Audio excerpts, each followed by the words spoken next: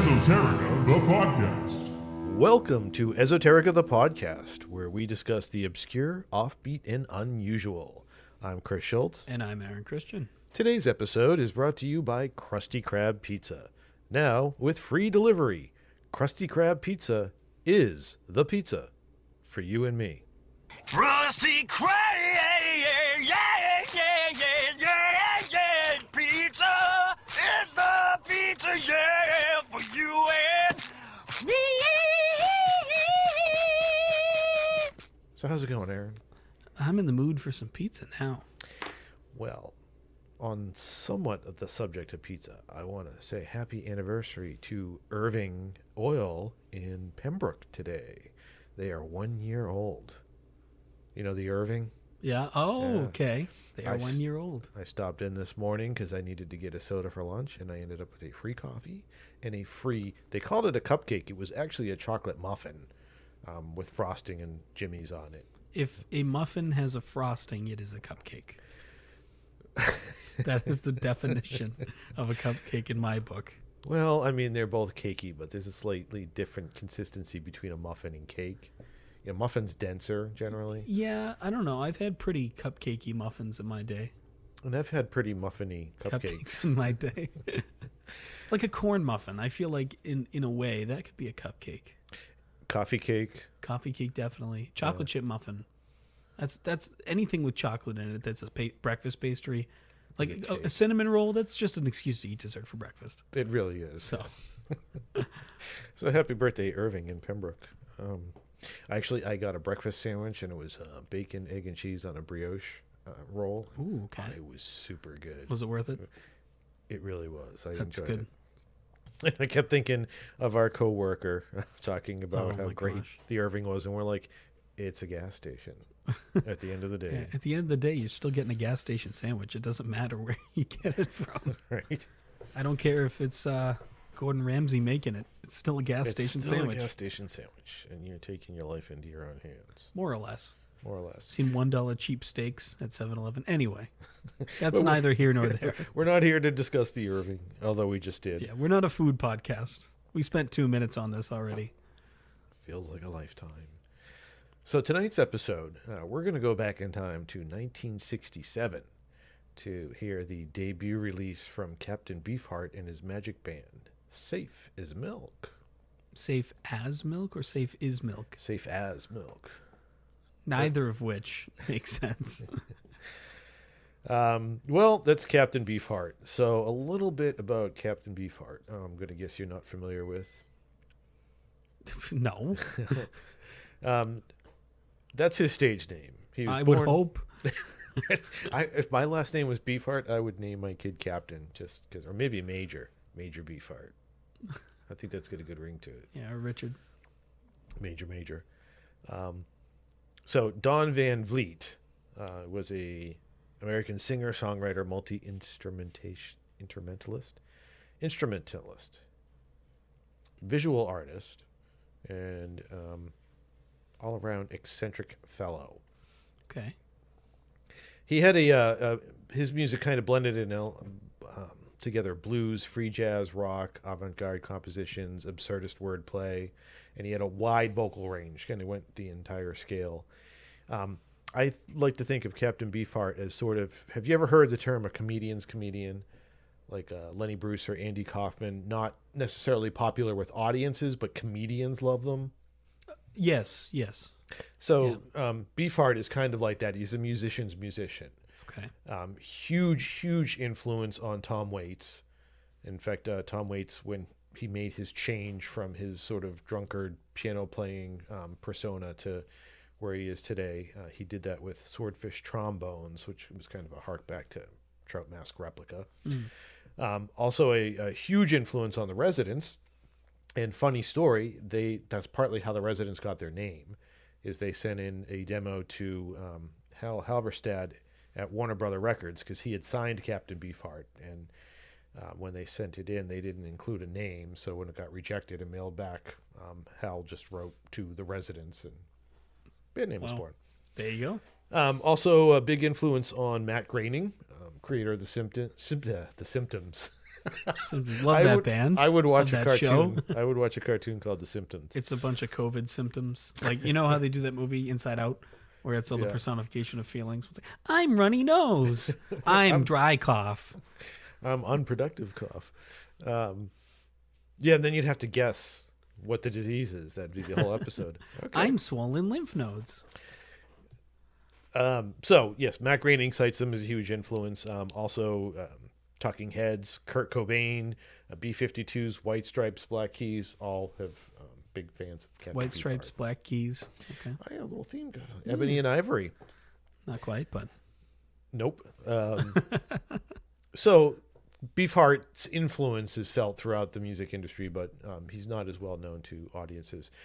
As a strange guy, he sort of came into being right around the same time as Frank Zappa. They were good friends for a while, but Don had a very domineering personality, and I was reading up on his Trout Mask replica album, and it sounds like it was almost a cult recording. Like everybody that played on the album lived in an apartment for 6 months, and he constantly berated them and screamed at them, and then they would rehearse 14 hours a day. wow.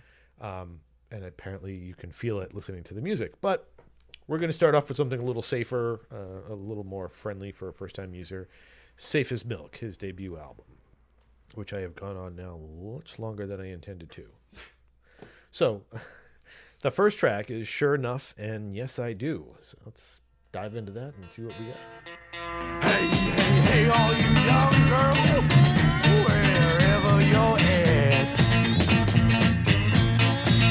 I got a brand new Cadillac, got a Ferrari too. Sure enough, baby, sure enough, and yes, I do. Got the time to teach you now. Bet you learn something.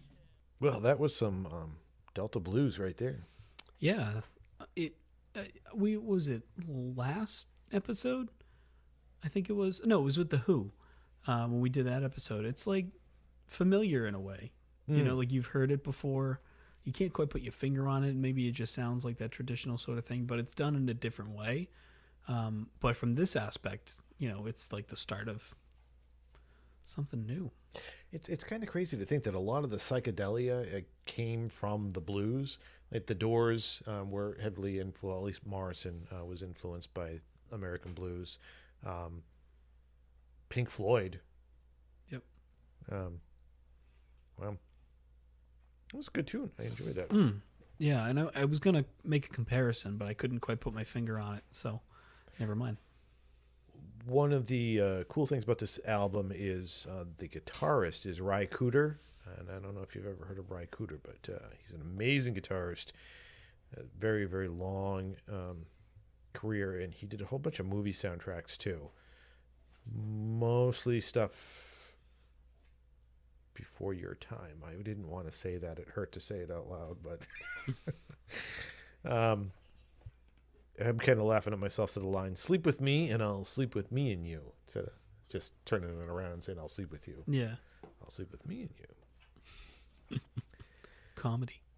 All right. Next song is Zigzag Wanderer.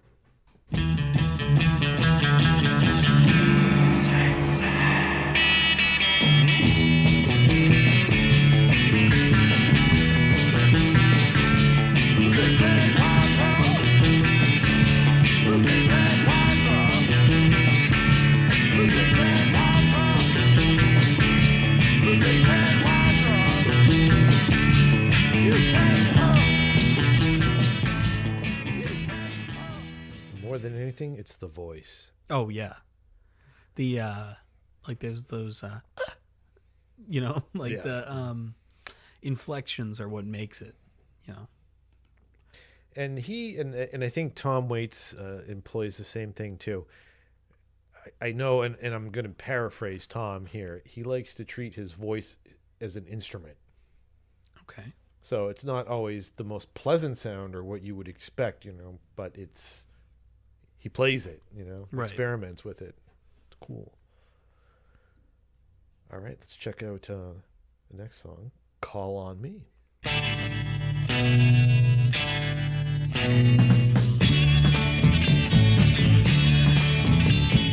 Call my name whenever you're lonely and blue.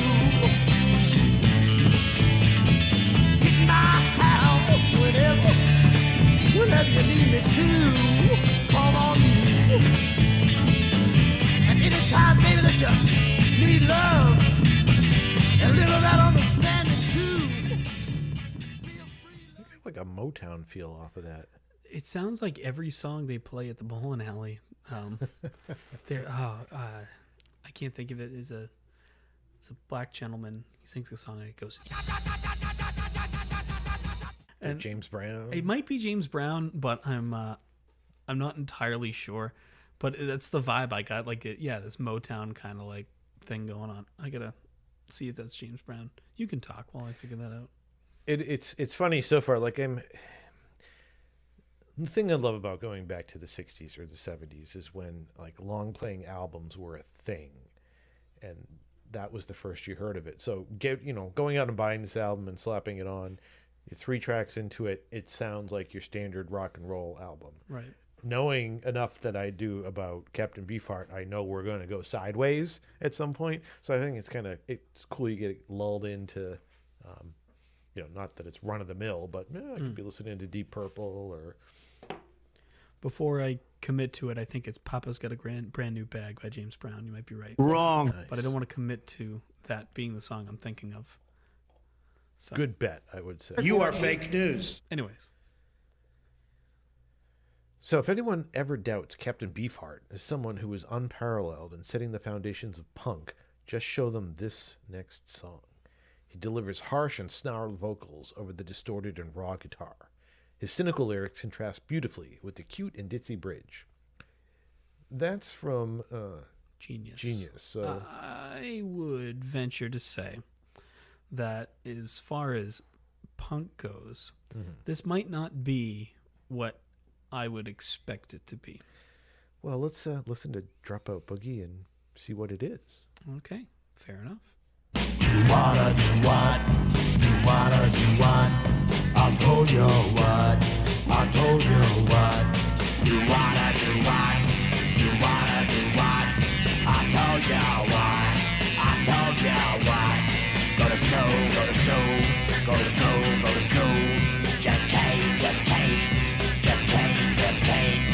Drop out, drop out, drop out, drop out. Came here to die. Okay, I can see this being considered proto-punk. Smash Mouth. Smash. Mouth. They're not punk, but, Yeah, they're not. I know. That's why I said Smash but Mouth. they're influenced from punk. But I can definitely see like Did you just say Smash Mouth is influenced by punk? yeah. Probably, but they do a shit job of showing it. Oh yeah, well Yeah. Hootie and the Blowfish was an REM cover band.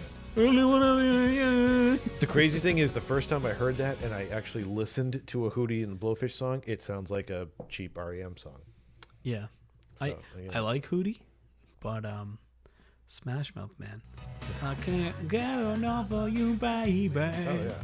Well, not everybody that's influenced by something cool is cool. Just because you're influenced by it, it's the execution. Like, generally, if you say you're influenced by something, you can pick those notes out. If he had said, I'm influenced by Captain Beefheart, then I would say, yes, you are. Yes, you are. Maybe they were. Probably not. This song kind of kicks. I did discover, and I'm going to have to check this out later, that PJ Harvey recorded a sort of answer to this on her, it's called I Think I'm a Mother. And it's on To Bring You My Love, so that's worth checking out later. But you can see, what did I just say on the last track, too, that you kind of get lulled in, and then it's going to go sideways at some point. Oh, yeah, I for think sure. We just went sideways. And the next track, which could be a continuation of that theme, is I'm Glad.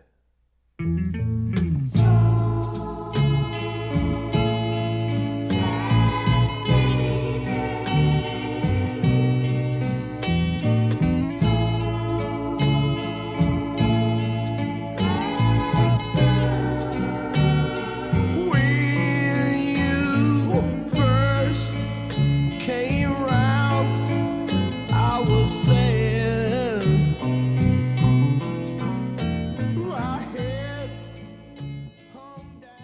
So I'm really not in the mood to turn this into an exclusively Smash Mouth episode, but I must bring this up. Though initially a ska punk band, they later added synthesizers and a few experimental elements, and a production heavily influenced by surf rock. So their influences are the Beach Boys and Dick Dale. Dick Dale's from Quincy. So I'm just right now picturing, hey now you're all starting to. So they executed their fanship of that poorly. Very poorly. So that aside, I love this 6/8 beat of this song. It definitely had like that 60s feel, like, or maybe actually more like a 50s feel, like that doo-wop. Not really, no, doo-wop's a bad example. Yeah, it's definitely R&B. Yeah, R&B, thank you. I was trying to think of the word. Like, I imagine, three sisters just like in a band together, just like, ooh, baby, baby. And it's funny, it was a complete 180 from the last track, which I... Completely, yeah. It's not Smash Mouth anymore. It's like the, Shangri-La's. So interestingly enough, as we get onto the next track, a little bit of background on Safe as Milk. So before they recorded this album, the band had released a couple of singles through A&M Records, and they were moderately successful. So they presented the label with a set of R&B influenced demos, which is probably like the last song. Yep. And the label felt that they were a little too unconventional and decided to drop the band altogether. The next song, Electricity, Jerry Moss at A&M thought it was too risque for his daughter's ears. He thought it was very negative. So let's take a look. I was going to say take a look. I did say take a look. We're going to take a listen to No, let's take a look. Let's watch. Let's watch. Let's smell my picture.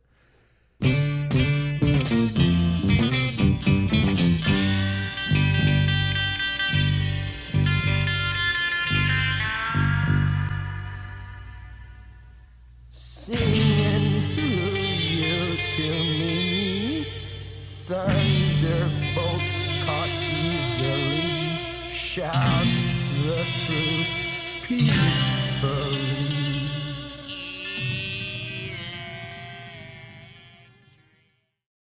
Okay, before we go any further, I want to take a minute to talk about the awesome folks at Anchor. If you haven't heard about Anchor, it's the easiest way. In fact, it's the way that we make a podcast. Let me explain. It's free. There are creation tools that allow you to record and edit your podcast right from your phone or computer. Anchor will distribute your podcast for you, so it can be heard on Spotify, Apple Podcasts, and many more.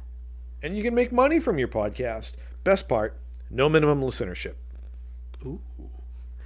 It's everything you need to make a podcast in one place. It's so cool. We found the service. We started using it. We're making podcasts. Yeah, making podcasts, making money, having a good time. So listen, you want to get you out there. You want to be heard. Download the free Anchor app or go to anchor.fm to get started. Thank you. Well, that was something different. So, tell me if you agree. Mm-hmm. Trampled underfoot? Oh. Yeah. This is why you bring a musician to the table. Yeah, yeah. No, you can hear it's the same, like it's the blues influence for sure. But that din din din la dee dee dee dee dee la dee dee. And we heard a theremin.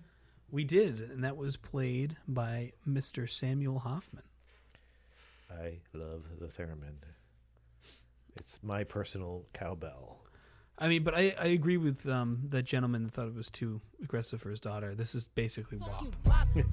Well, interesting side note with this song. So it's the song that got the band dropped from A&M label. During the recording process, he actually broke a microphone with his voice. I'm assuming it was that screaming electricity. Yeah. But the greatest story of all is they were performing a concert and they started doing this song. It was, I think, one of their first concerts, and they were about to embark on a tour. So they start this song. Beefheart stops in the middle of it, straightened his tie, and walked off the stage and literally fell on his face. Because as he told Ry Cooder later, he saw a girl in the audience turn into a fish and bubbles come out of her mouth. Ry Cooder quit the band right then and there. He was like, screw this, I'm out. Wow, that's messed up. I'd wonder what he was on. Acid was the drug of the day. So the next song on the album is Yellow Brick Road.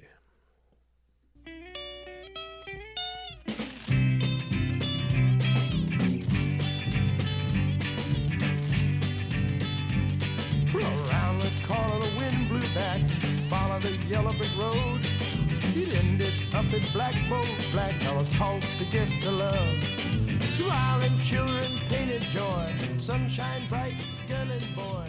Bag of tricks and candy sticks, peppermint kite for my toy. Okay, this is probably just me, It is. but this seemed to me to be like the polar opposite of Pearl Jam's Black, where the narrator is sitting by a playground, you know, sad, wrapped up, and this is like, I don't know, peppermint kite for my toy, bag of tricks and candy sticks. It's happy. Come with me, and you'll be in a world of pure imagination. Yeah, definitely an acid trip. I want to. Yeah, definitely an acid trip. Yeah. I want to say definitely a Creedence Clearwater sort of tone here. Just kind of that like Vietnam rock, but in more of a dainty way. Interesting. I kind of like the idea, actually, of a Vietnam War movie with like a psychedelic soundtrack. And I'm not talking like Jefferson's Airplane. I'm talking like Captain Beefheart. Now, hear me out. We do a movie. This guy is in the war and like going through all these experiences and stuff. And the end of the movie, it turns out the whole thing's just a big acid trip. Ooh. There are subtle clues that you should have picked up on the whole time, and then you go back and you're just like, oh yeah, there was a mushroom as a tree, so there should have been a Jacob's Ladder. okay. I had an idea for a movie one time about a guy, and it would be, I don't know, a typical love story movie, maybe that ends badly, but then there would be an after credit scene or a director's cut where at the very beginning of the movie, the guy is driving home on the highway and sees a duffel bag and he pulls over and it's full of weed. So you now, after having seen the movie, you put in your head like this guy was stoned the entire time. What's going on? Not bad. Directors, Hollywood, hear us. Malish. Hollywood, hear our idea. So the next song was named after Captain Beefheart's favorite candy, Abba Zaba, You're My Only Friend. Song before song blues. That big bubble. That big bubble. Abba-zabazoo. Just-shazoo. Abba-zabazoo. That big bubble. Abba-zabazoo. That big bubble. Coming over pretty soon. That big bubble. So have you ever noticed that when a guitar player does a solo, they look like they're in pain? Yeah. And when a bass player does a solo, they look like, hell yeah. You know what's really funny about that is that the bass players probably are in pain because they're using their fingers. You know, I mean, if you're really good at what you're doing, you know, your callus is built up. Yeah, but like, if anything, they're probably hurting more than a guitar player would be. Interesting. You know, But it's like laid back and intense at the same time. Like that was a killer bass solo. Yeah. I think the key with the bass solo is that if you really rush a bass solo, it just doesn't sound good. But if you have this laid back, just like you have, it's not really even a solo. I mean, the definition of a solo is by yourself, but like a bass interlude at that point. Yeah. Because you're just like there. A guitar solo is everything else is still playing, but the guitar is forefront. So that's it's the forceful. difference. You still have that rhythm element to it. So bass solos or bass, you know, interludes have to have this laid back element to it. Because it's carrying its own. It's like a drum solo. You make them too crazy, like that's great, but like it just kind of sometimes it just ruins the song. You know, you got to do it right. Yeah, I've heard drum solos that were amazing and like altered your consciousness, and there were others that just like stop. I think it's important. I prefer a bass or a bass or a drum solo that is done so well you don't even notice it. You know, it's included into the rest of the piece. You're like, oh shit, they're playing by themselves. You say, oh, you hear that fill? You know, like that's more important to me. You know, if you're going to show off, I don't want to notice that you showed off, but if you didn't show off, I would be upset. Yes. Anyways. So the Residents, early on in their career, operated on this theory of phonetic organization. Okay. They were proponents of the theory of phonetic organization, Which goes to say that the sounds of the words you use in a song are more important than the actual meaning. Okay. Abazabazoom, Babette Baboon, Run Run Morning Soon, Indian Dream, Tiger Moon, Yellow Bird Fly High, Tobacco Sky, Babette Baboon. Like, that's just fun to say. Good night, moon. There might be more there, but like I wouldn't try to interpret Abazabazoom, Babette Baboon. I think it speaks for itself. Good night, moon. Good night, mitten. Good night, Bernie Sanders. Good night, room. You know what, I did read today that Bernie is a fan of the memes. Like he gets a kick out of. You know, he probably doesn't even know what it is, right? He probably was like, what is this? What is this that I'm looking at? Old man yelling at cloud. So the next track on this album is Plastic Factory.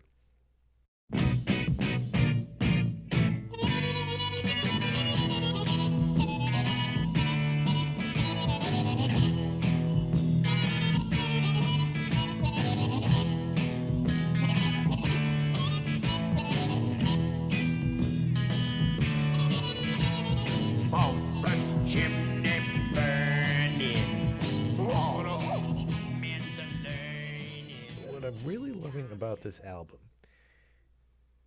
is that it's got that blues and the R&B feel to it. Yeah.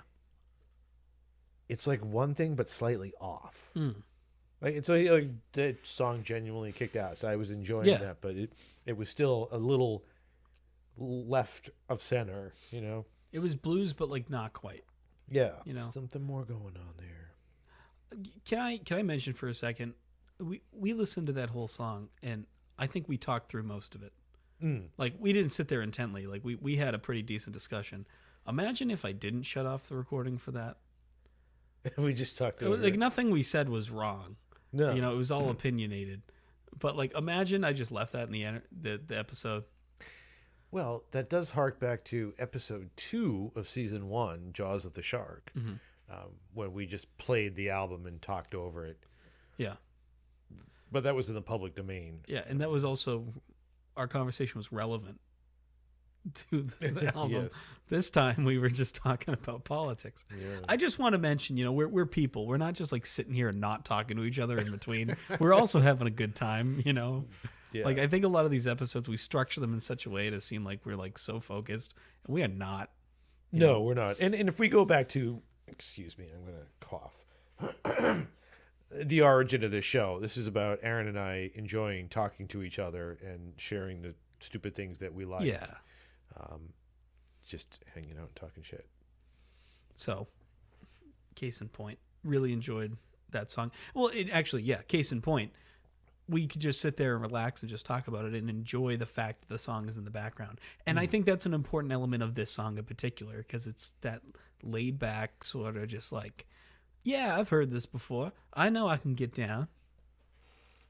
That's the cool thing about music. And I like that. Like, I think that is, it's like when I say something is truck worthy. I'm going to stick it in the truck and drive around. I've been listening to the Gareg in the truck for weeks now. Yeah. And half the time, I'm not even listening. I couldn't even tell you what song. Or if I'm like, oh, I can't wait to hear Shug Shug. And then I'm like, oh, that's the end of Shug Shug. Like, where was my head? I really enjoy hearing you phonetically like sing it. Genius has phonetic versions of the lyrics, so it's like it's pretty funny. But we're singing the song and you're like shug, shug, shug. Anyway, we're not talking about that album. No. We got so off track. So back to Safe as Milk. Yeah. The next track is Where There's Women. Where There's Woman. Singular. Where There's Woman.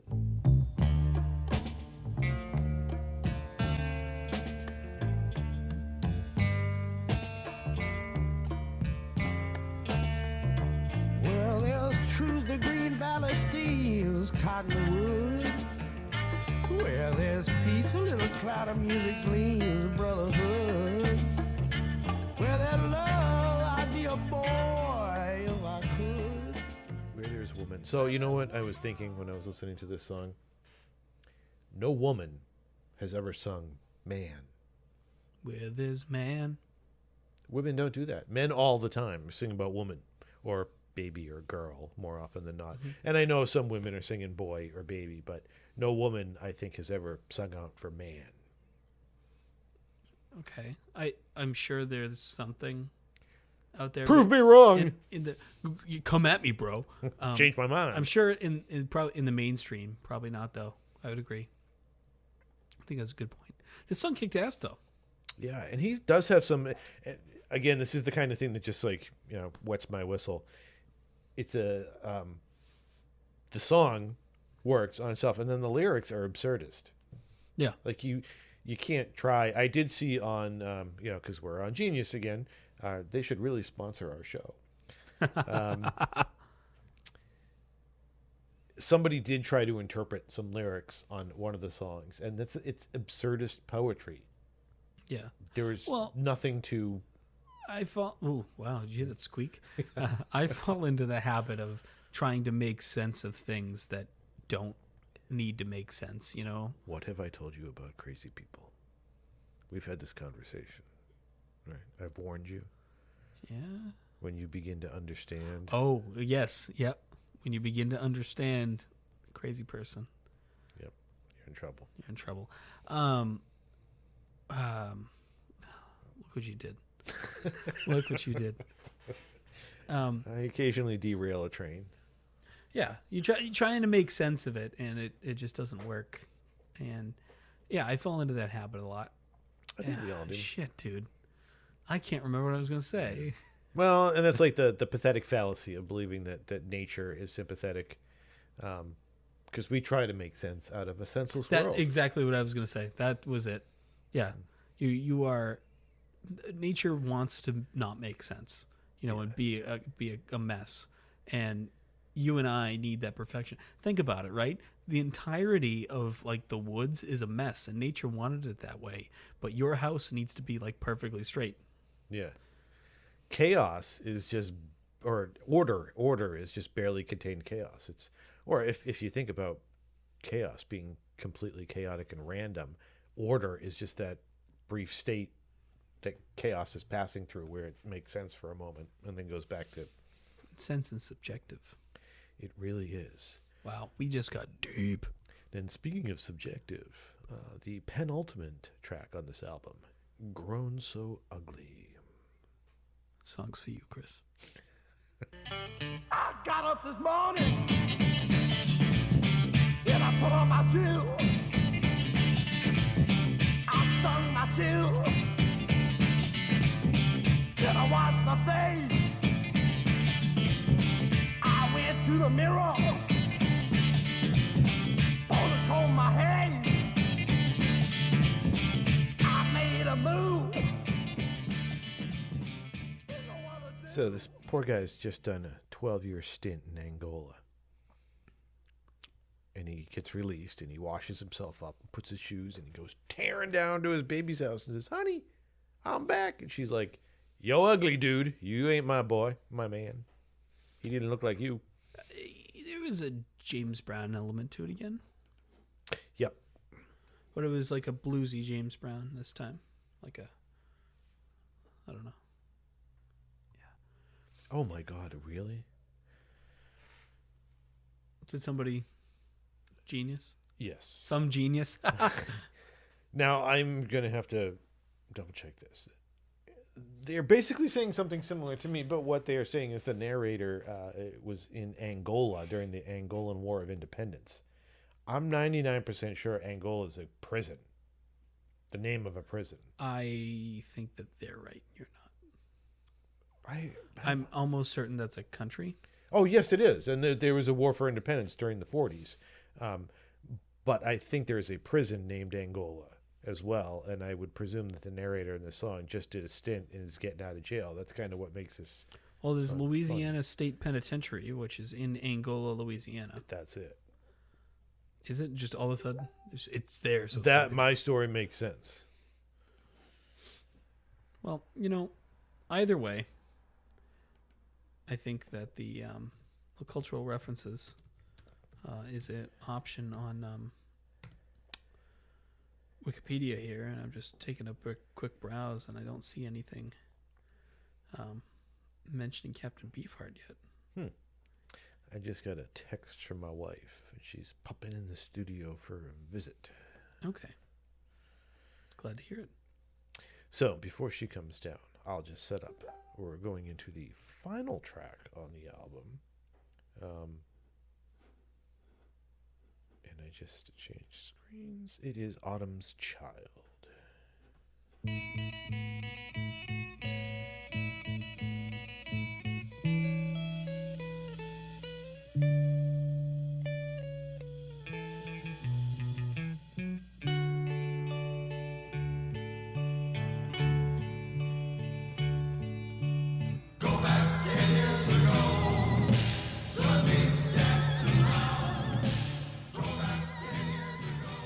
So, a shout out to, they didn't leave their name. Oh, good job. Whoever Shout out. tried to annotate this song, it's absurdist lyrics. It's absurd that you would even think you could interpret these. But you know what? It's 2021.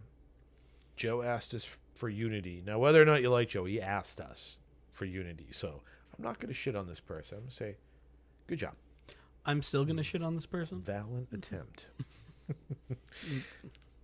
The one thing I found interesting about this album, and you can probably agree or disagree with some degree of expertise as a musician, an album is more than the sum of its parts. There's a feel you go for when you select the songs for an album, so that there's a certain flow or a feel that album gives you. Sometimes it's a concept album and all the songs relate to each other. Sometimes it's just creating the feel, I guess, the mood of the album. And this one seems kind of schizophrenic. It just jumps back and forth. These songs, when I think of Captain Beefheart, I think of Captain Beefheart songs that I like. I have a hard time thinking about an album as much because it doesn't seem to be these songs don't seem to be related to each other necessarily, I guess. I think there's a lot that goes into making an album, and I don't know so much when it comes to this kind of music, or even like just now in general, like if there's any thought that goes into it anymore, typically. I mean, obviously people put thought into it, and maybe there's reasoning, but like I feel like Cardi B is not thinking about what songs are the most meaningful to go on a record, Like, and if she is, then it's the lyrics are just not, they're not hard to decipher. So I don't know what she's going for there. Like, a lot goes into it. And how much is the artist versus the label saying we want 3 singles on this album, and let's start with a hook, and I don't know. There seems to be, yeah, and I feel like a lot of, the mainstream. That's the expectation, is to do what we asked you to do, and deliver because we want to make money. You have the independent labels or the independent bands that are just pulling out the best songs that they can. I mean, who has more pull at the end of the day? I mean, honestly, it's probably the one that's signing your paycheck, so you're gonna probably want to do what they ask you to. and this album's a good example of that. So they started off at A&M. They did a few singles. They come with this album idea, and the execs are like, nope, hard pass. They ended up at RCA. Well, think about Dead Poets Society. Their big thing is they've been to a lot of different labels, and they said, hey, you guys are still finding your sound. What is it? And they're like, no, you don't understand. Like, that's the whole point, is we want to constantly be finding a different sound. That's what we're trying to chase. So they finally landed in, I don't even remember the name of the record company. Spine Farm. Thank you. And they've found that label that's like, yeah, sure, whatever. Sometimes you get lucky, you make your own label. One of the things that I know I constantly talk about, the Residents. It's not that I'm a fan. Their albums are completely different from each other. Yeah. Like, there's definitely, when you're listening to a Residents album, but the next album could be completely different from the one before it, and that's kind of cool. Right. So that was Captain Beefheart. Safe ass milk. Safe as milk. Safe ass milk. I feel like at some point I may have to expose you to Trout Mask Replica. Whenever you want to expose me to something, I don't necessarily trust you. You're in good hands. I wouldn't hurt you. That's what most serial killers say. That's right. You're in good hands. You're in good hands. State Farm is here. Are you a size 14? So, to our audience, if you enjoyed this album, I strongly recommend that you take the time to listen to Trout Mask Replica. I have to say it slowly because it's easy to trip up on that. Trout Mask Replica. Especially if you're a Tom Waits fan. It's Beefheart's seminal album, really changed at least his direction, as well as had a profound influence on parts of the music world, I guess. Parts. So we got something special coming up this Friday, right? Yes, we do.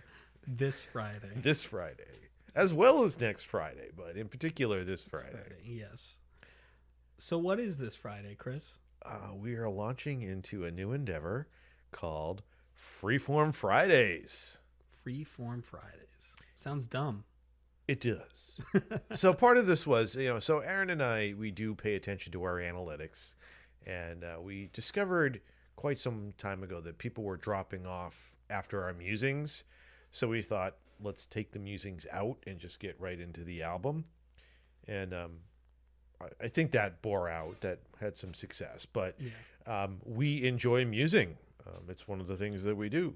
So rather than bringing that back into the regular show, we thought we would give ourselves an opportunity to do whatever comes to mind, whether it's musing, interviewing a band that we're not familiar with, or maybe that we do like, but we're not taking a dive into the album, or if we want to talk to somebody about whatever. It's freeform. Yeah, it's freeform. It's jazz for your Friday nights. There you go. Well, check in on Friday for Freeform Friday because that will be fun and that will be exciting. There's two more things I want to mention before we let you go. That's first things first. Chris and I want to sincerely thank everybody who listened to last week's episode and garnered up our largest play number yet. Mid 200s, almost 300s, which we got in a matter of a couple days, which is a big deal for us. So we really appreciate that. Secondly, if you remember in the past, at the end of the Gareg episode, if anybody consistently listens to this podcast, I do. I mentioned we were going to be listening to the Fairview, and then we ended up listening to Cleopatra instead. So that was due to a swap after the recording of that episode. So next week, we're going to be listening to Fresh Faced and Effervescent by the Fairview. By the Fairview, one of my new favorites. Yes, we are also going to be joined by Jake and Nolan from the Fairview. So it'll be a special treat, and stick around until next week to see what that holds. Excellent. In the meantime, make sure to go to esotericathepodcast.com. Check out all our episodes, our social media, what have you. Until then, stay esoteric.